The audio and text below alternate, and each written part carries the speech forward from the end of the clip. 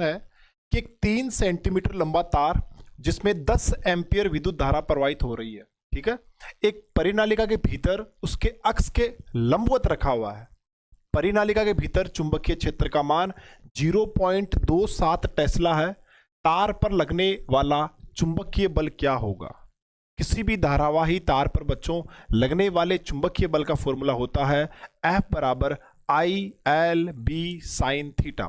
तार में धारा कितनी है, तार की लंबाई कितनी है, तार किस चुंबकीय क्षेत्र में रखा हुआ है और कितने डिग्री कोण पे रखा हुआ, इन बातों पे वो डिपेंड करने वाला है। तो चलिए बात करते हैं सवाल में क्या कुछ कहा गया, उसके हिसाब से अपना डायग्राम बना लेते हैं। तो सबसे पहले बच्चों यहाँ पर बात की गई है एक परिनालिका की, एक सोलेनोइड की। तो सबसे पहले बच्चों मैं एक परिनालिका बना रहा हूँ इस प्रकार से। मान लेते हैं बच्चों ये कोई परिनालिका है, ठीक है सर, ये कोई हमने बच्चों परिनालिका मान ली। इस परिनालिका के अंदर अगर मैं बात करूं इस परिनालिका के अक्ष की, तो बच्चों ये होती है इस परिनालिका की अक्ष, ठीक है सर। इस परिनालिका के अंदर इसकी अक्ष के लंबवत, यानी बच्चों अगर इस प्रकार से आपकी परिनालिका है, अगेन रिपीट कर रहा हूं बच्चों, इस प्रकार से अगर आपकी परिनालिका है तो ये हो गई उसकी अक्ष, है ना, ये हो गई उसकी अक्ष, उसके बिल्कुल सेंटर से होकर जा रही है बच्चों, बीचों बीच से, ये उसकी अक्ष हो गई परिनालिका की, ठीक है सर। और आपने जो वायर है, जो तार है बच्चों, उसको आपने अक्ष के लंबवत रखा है। कैसे रखा है? लंबवत रखा है, यानी सर हमारा वायर कुछ इस टाइप से रखा हुआ है।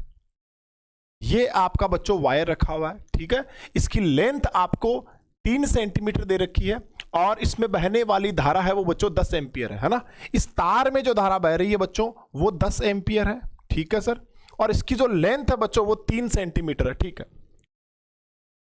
अक्ष के लंबवत हमने इसको रख दिया है, ठीक है। अब आप सब जानते हो परिनालिका के अंदर अक्ष पर चुंबकीय क्षेत्र जो है उसकी डायरेक्शन क्या होगी बच्चों? डिपेंड करता है करंट की डायरेक्शन पर, किस परिनालिका में करंट कैसे बह रहा है। अगर ऐसे बह रहा है मान लीजिए तो इस हिसाब से हो जाएगी, है ना। और अगर उसको विपरीत कर दोगे तो चुंबकीय क्षेत्र ऐसे हो जाएगा, लेकिन होगा अक्ष के अनुदिश।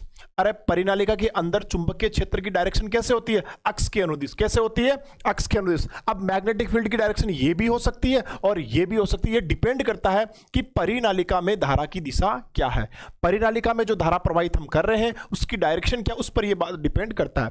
लेकिन अपन अज्यूम कर लेते हैं कि मैग्नेटिक फील्ड की डायरेक्शन ये है, यह है बच्चों मैग्नेटिक फील्ड।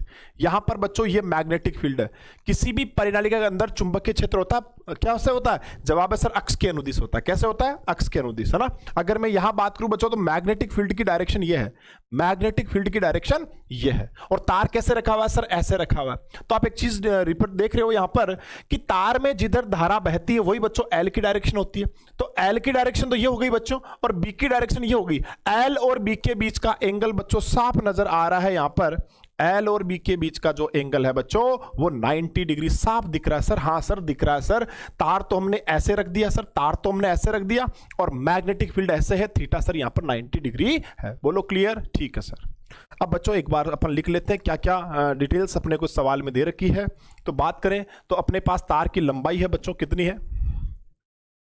तार की लंबाई बच्चों दे रखी है 3 सेंटीमीटर। सर इसको पहले SI में कन्वर्ट करो तो 3 × 10⁻⁻² मीटर, ये बच्चों तार की लेंथ है। ओके भैया।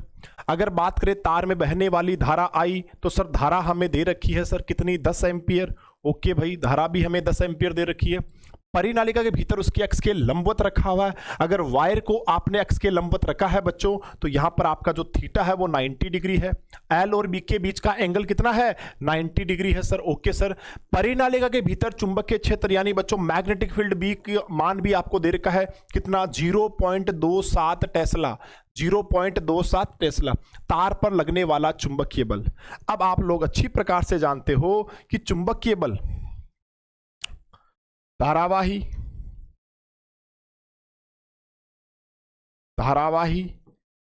चालक तार पर लगने वाला चुंबकीय बल। अगर किसी तार में धारा बह रही है और आपने उसको चुंबकीय क्षेत्र में रखा है तो उस पर लगने वाला चुंबकीय बल बच्चों F बराबर होता है IL/B sin थीटा। ध्यान दे बच्चों, आई होगी उस तार में बहने वाली धारा, एल होगी उस तार की लंबाई, बी होगा जिस चुंबकीय क्षेत्र में वो रखा हुआ है, और ये थीटा है बच्चों एल और बी के बीच का एंगल। यानी लेंथ वेक्टर और जो मैग्नेटिक फील्ड वेक्टर होता है, आप कहोगे सर लेंथ वेक्टर है सर लंबाई, अरे नहीं, तार में धारा बहती है ना, हाँ सर, तो लेंथ वेक्टर की डायरेक्शन हम इस लंबाई की डायरेक्शन वही लेते हैं जिस डायरेक्शन में तार में धारा बह रही है। यानी यहां बच्चों एल वेक्टर अपना ऐसे है, ठीक है। तो ये कहानी अपन ने बना दी है। अब जो जो डिटेल अपने को दे, क्या आई का मान दे रखा है, हाँ सर, क्या एल का मान दे रखा है, हाँ सर, क्या बी का मान दे रखा है, ये भी दे रखा है, और थीटा का मान भी है। तो बस मान पुट करना है, आंसर अपने सामने आएगा। तो बात करते हैं, मान रखते हैं यहां पर बच्चों, तो एफ बराबर हो गया, आई का मान कितना है, आई का मान 10 है, एल का मान कितना है सर, एल का मान 3 सेंटीमीटर था, मीटर में चेंज किया, 10 की पावर -2 से मल्टीप्लाई कर दिया, और मैग्नेटिक फील्ड का मान है बच्चों 0.27, और थीटा कितना है यहाँ पर सर, थीटा यहाँ पर 90 होगा, तो हम लिखेंगे साइन 90 डिग्री। बस अब कैलकुलेशन करना है, एफ बराबर यहाँ पर बच्चों ये 10, देखो ये हो गया 10 की पावर -2 है ना, 10 की पावर -2 और ये 10 है, तो ये हो गया आपके देखो 3 गुणा 0.27 गुणा 10 की पावर -1, और साइन 90 का मान होता है 1, ठीक है। एफ बराबर हो गया आपके 0.81 गुणा 10 की पावर -1 है ना। इस पॉइंट को अपन दाईं तरफ शिफ्ट करेंगे। ध्यान दे बच्चों, पॉइंट जब भी बाईं तरफ शिफ्ट होगा तो पावर बढ़ेगी, और पॉइंट जब दाईं तरफ शिफ्ट होता है तो पावर घटेगी। यहां बच्चों मैं पॉइंट को एक अंक उधर शिफ्ट कर रहा हूं, तो एफ बराबर हो गया आपके 8.1, यानी पॉइंट दाईं तरफ शिफ्ट हुआ है तो एक पावर कम करेंगे, -1 में से -1 करेंगे तो ये -2 हो जाएगा। तो ये अपना आंसर आ चुका है बच्चों। इस तार पर लगने वाला जो फोर्स होगा वो होगा 8.1 × 10⁻² न्यूटन। तो ये अपने इस प्रश्न का जवाब है। बोलो।